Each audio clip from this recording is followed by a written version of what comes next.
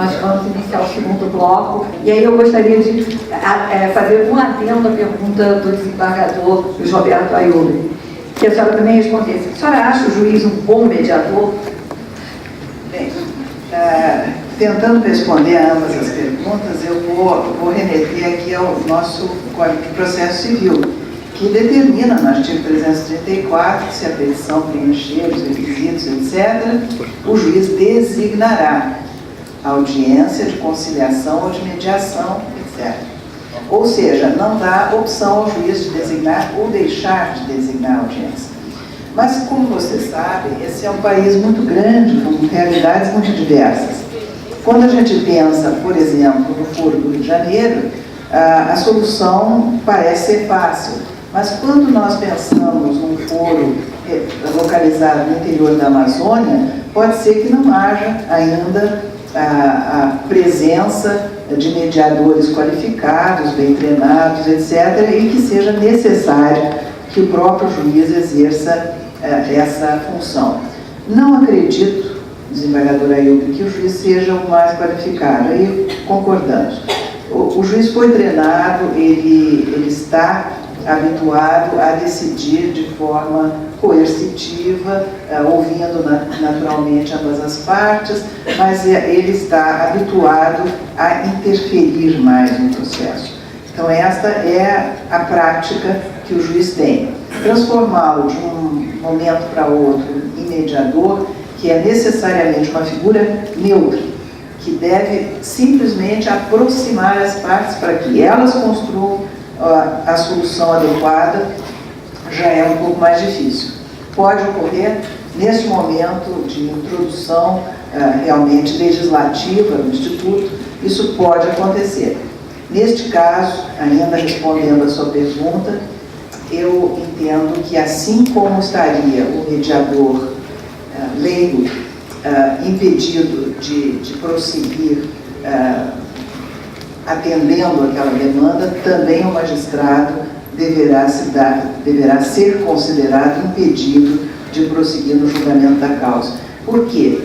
Dentro da mediação, o fundamental é que haja uma informalidade e uma sinceridade muito maior do que aquela boa-fé processual a que nós estamos habituados. As partes numa mediação, resguardadas pela confidencialidade, pelo sigilo, elas abrem o seu coração, de modo que depois a mesma pessoa atuar na causa realmente não tem, desequilibra o processo e não seria de forma alguma aceitável.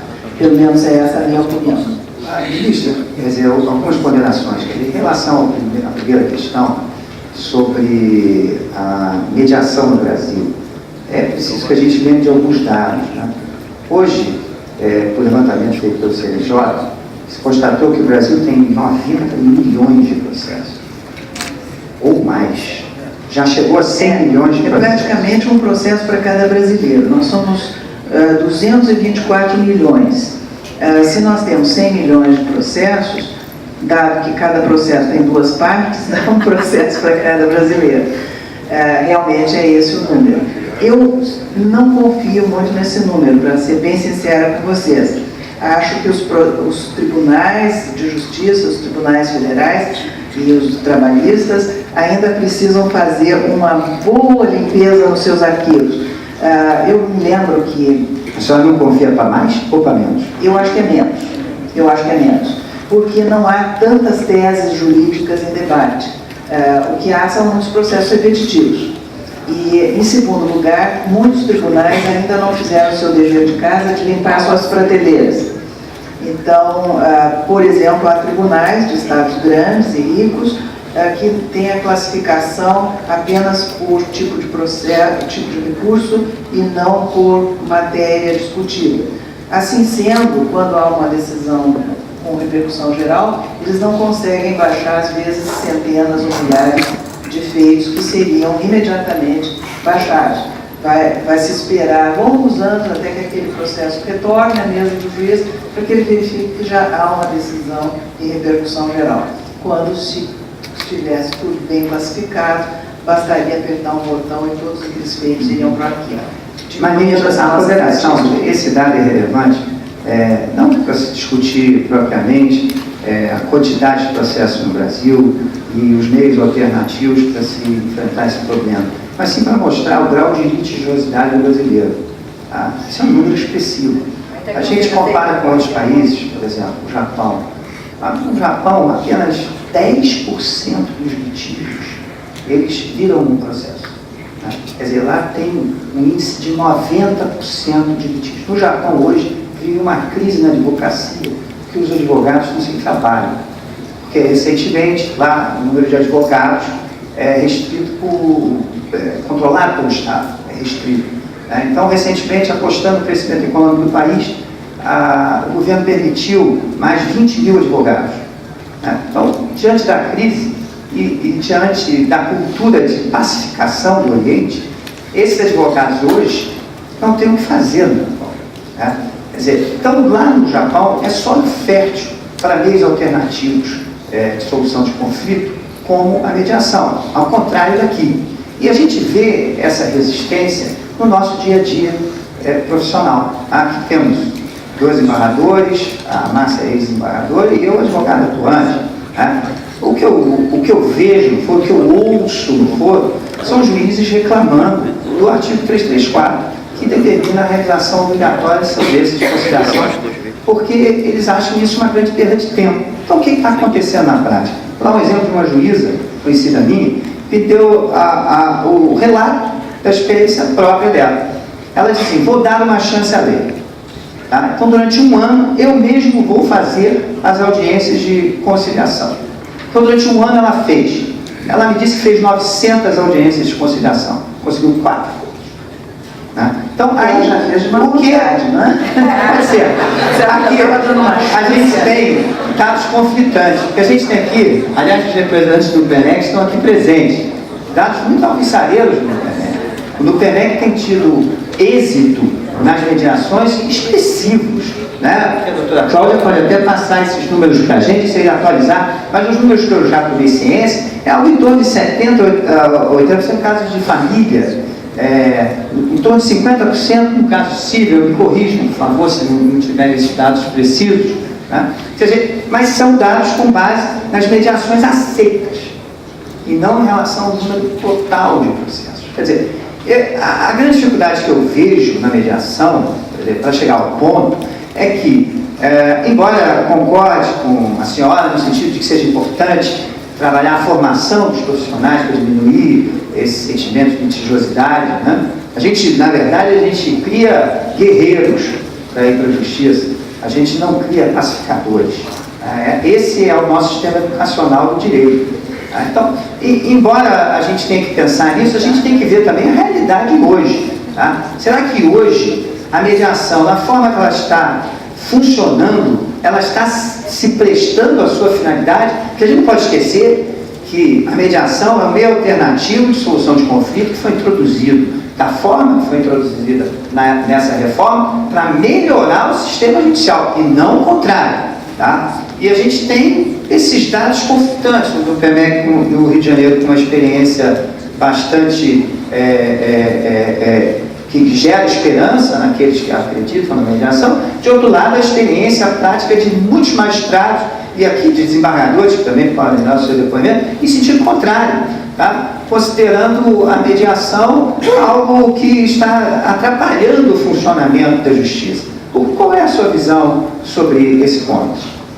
Só agora que o Brasil introduziu a obrigatoriedade da mediação.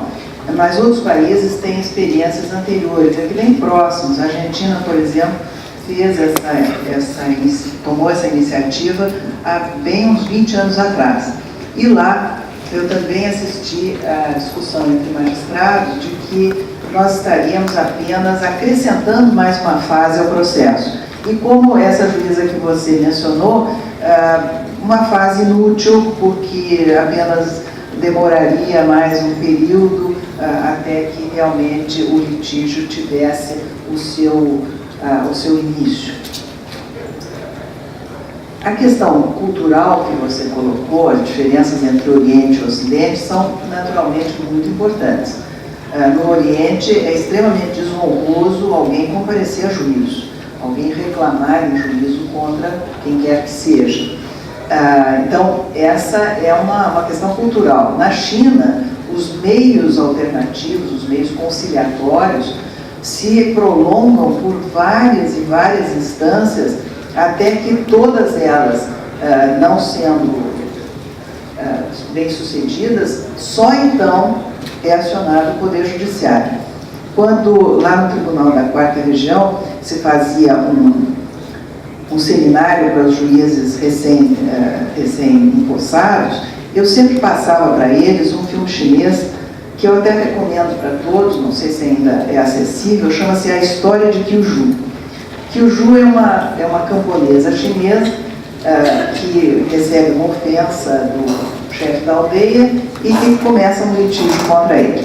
Então, a história, exatamente para nós, demonstra todas essas tentativas conciliatórias que se prolongam. Afinal, ela, intransigente, não aceita, o caso vai ao judiciário e como a vida é muito mais dinâmica do que pode ser o judiciário, quando afinal vem a solução judicial, que é a prisão do seu ofensor, ela já tinha feito as pazes com aquela pessoa que a havia beneficiado imensamente no momento em que ela estava em trabalho de parto, levou que inclusive era o padrinho do seu filho.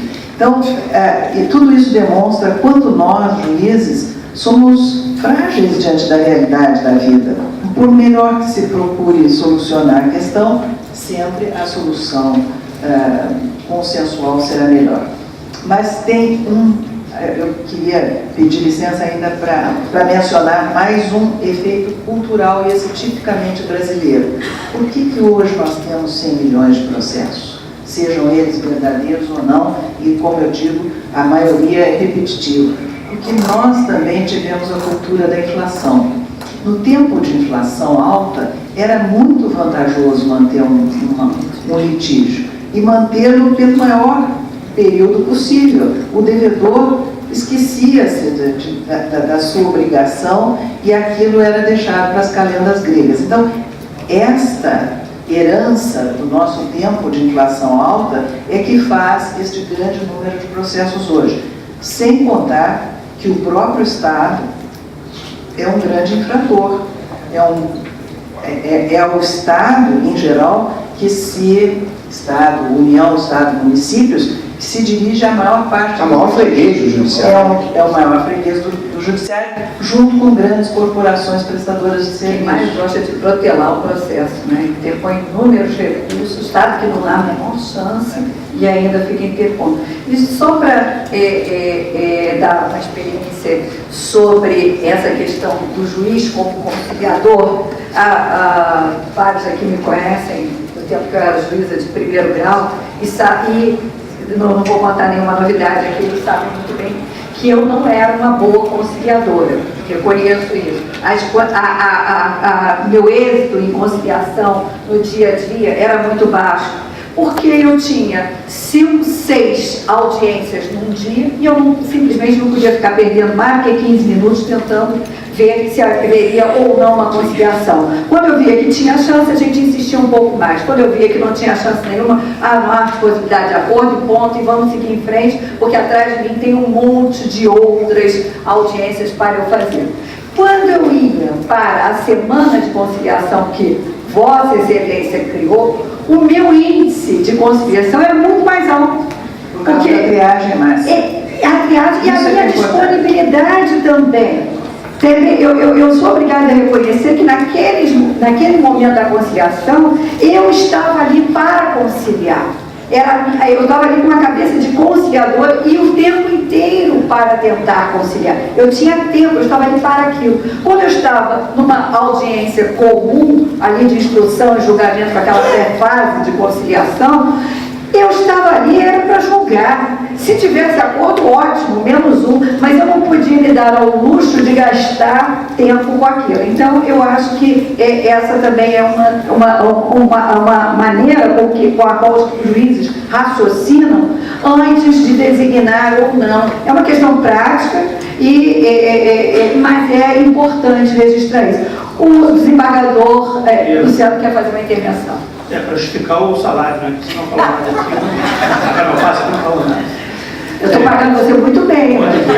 Desembargadora Márcia, eu fui testemunho da sua competência e da sua ferocidade em certos momentos.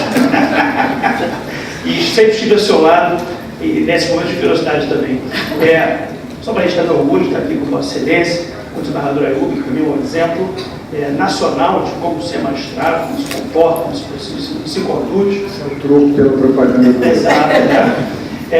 Doutora Márcia Cunha, foi advogada, mas sempre desembargadora, sempre brilhante, todos os Roberto Sampaio. A ministra Ellen Grace, sempre ministra, que é uma inspiração para todos nós. E ela usou um termo aqui, né? Que acho que eu vim da advocacia, fiquei muitos anos na advocacia, estou no judiciário como magistrado há quase 7 anos. E sempre procurei, né, decidir pisando no chão. E Vossa Excelência falou do senso de realidade. Né? Porque a teoria é muito bonita, mas ela tem uma abstração que, se nós ficarmos ali envoltos em teses teóricas, né, em discussões, né, que não vão resolver o problema da parte, então é fundamental que se tenha uma noção do que nós estamos fazendo na magistratura. Vossa Excelência sabe disso muito bem, porque presidiu a Suprema Corte. A gente não pode jamais esquecer qual é a nossa atividade, o que nós estamos fazendo, e por que nós estamos aqui hoje conversando. Nós temos sim um universo que seja 80 milhões, 120 milhões de processos, não temos isso exato, mas a verdade é que nós não somos japoneses. Né? Isso é bom ou ruim, eu não sei, mas nós não somos japoneses. A nossa cultura, ela não é igual aos americanos, europeus, japoneses. Nós somos quem nós somos. E isso leva um tempo, nós estamos tentando mudar uma cultura. Né? Esse senso de realidade me parece importante, as coisas não vão mudar de um dia para o outro. A gente tem que mostrar a importância da mediação, a importância da arbitragem, da conciliação. A sensibilidade do mediador, do magistrado também, do próprio advogado, mas do mediador. Eu me lembro de um caso que me foi contado de um camarada que queria se divorciar. Contei para vocês ali no café. Ele queria se divorciar. E era um divórcio que estava fluindo bem. Estava lá, não separava uma briga e uma briga. Mas ele foi para a mediação. E o mediador queria que ele não separasse, e não divorciasse. Ele só queria se divorciar. E aí ele fez uma sessão, fez tudo, e começou a ficar com ódio da mulher dele. Um ódio que não havia quando decidiu se romper o vínculo matrimonial. Ele fez uma sessão dura, no final ele desistiu daquilo, foi no escritório da advogada e falou: doutora, você vai me divorciar? Eu não quero mediação, até que eu não tenho. Eu não quero mediação, eu só quero me divorciar. Eu não aguento mais ver a minha mulher, estava tão bom. Mas porque faltou uma sensibilidade ali de como conduzir. Então a figura do mediador, ela não pode virar um negócio. Eu sou mediador, então eu tenho que fazer mediação, tem que dar certo. Talvez ela funcione, talvez não. Ela funcionará muito bem em alguns casos e funcionará, me desculpem, muito mal em outros. Né? Isso passa muito pela percepção de todos nós, de quem julga, de quem apresenta a questão, de quem faz a mediação, de quem faz a conciliação. Na área de família, o doutor José Alberto Sampaio falou, é só fértil para isso. Eu sempre digo, quando nós julgamos questões de família, são as mais difíceis, é mais difícil a questão de família. Quando as partes estão presentes, eu digo, quem já esteve na sétima Câmara, você já me ouviu falar isso várias vezes, a pior decisão será tomada aqui hoje.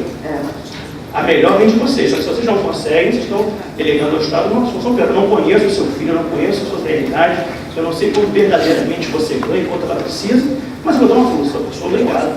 Né? Então, eu queria registrar isso com relação à obrigatoriedade da mediação. Faço um ponto aqui também, que uma juíza levantou isso no fórum do dia, estou de comarca do interior. Por vezes, o pedido de mediação ele traz, por detrás, uma tentativa de retardar o andamento do processo. Uma cidade menor, suponhamos uma grande empresa, e a juíza percebe que na primeira tentativa de mediação não houve sucesso, nem interesse da empresa, interesse real de mediar, de solucionar amigavelmente, ao mero interesse protelatório. E a parte inocente, vai acreditando. Aí a primeira vai a segunda, ela faz 20 vezes. Daí para frente, ainda que as partes peçam, ela fala, eu vou delegar isso para o segundo momento. Até porque se as partes quiserem realmente uma autocomposição e auto-reivindicar de si, não vem de fora para dentro, né? Elas podem fazer fora dos autos. Então são questões da lei, acho que nada pode ser muito radical. É obrigatório sempre no Rio ou na Amazônia. Né? Tem que ser nesse momento ou em outro. Eu acho que o processo tem que ser construído para uma mediação, uma tentativa de conciliação permanente na primeira instância, na segunda, até no Supremo Tribunal Federal, que estamos chamados no Rio de Janeiro do 10º, o ministro Dias Toffoli fez uma audiência de conciliação no Supremo. Salvo engano, foi a primeira vez que fiz isso. Né? E, de certo modo, deu certo. Então eram os pontos que eu queria trazer aqui, agradecendo o convite do amigo que está aqui hoje. Nós estamos encerrando o segundo bloco.